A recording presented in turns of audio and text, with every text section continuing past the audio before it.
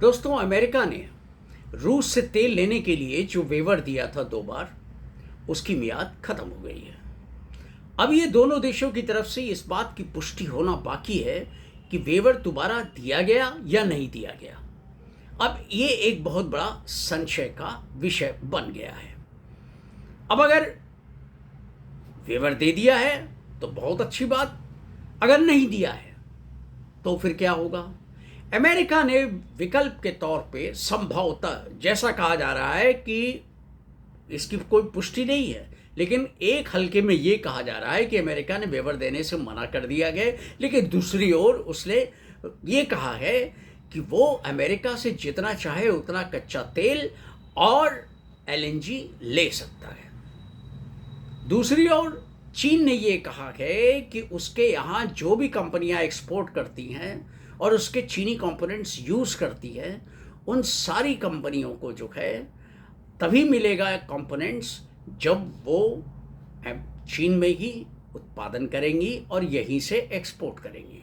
हाँ, अगर वो दूसरे किसी देश में जा कर के वो अगर अपना हब बनाएंगी एक्सपोर्ट का और चीनी कंपोनेंट्स यूज़ करेंगी, तो ऐसा वो नहीं होने देगा और उन्हें चीनी कंपोनेंट्स नहीं देगा।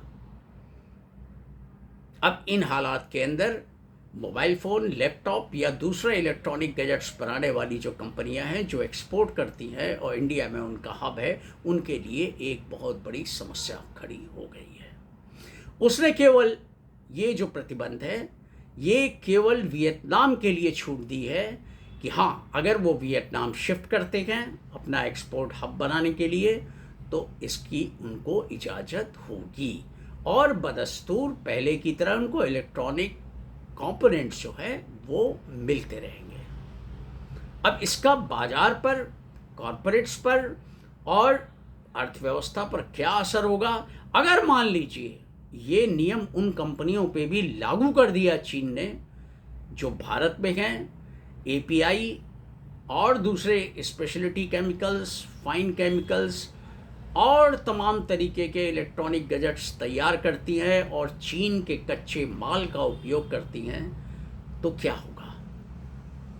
अब इसका असर कॉरपोरेट क्षेत्र पर क्या पड़ेगा, भारत की अर्थव्यवस्था पे क्या पड़ेगा और शेयर बाजार पे क्या पड़ेगा? अगर आपको विस्तार से सब कुछ जानना है तो प्लीज़ मेरे चैनल को सब्सक्राइब कीजिए, वीडियो को लाइक कीजिए और ज़्यादा से ज़्यादा लोगों तक शेयर कीजिए। Thank you.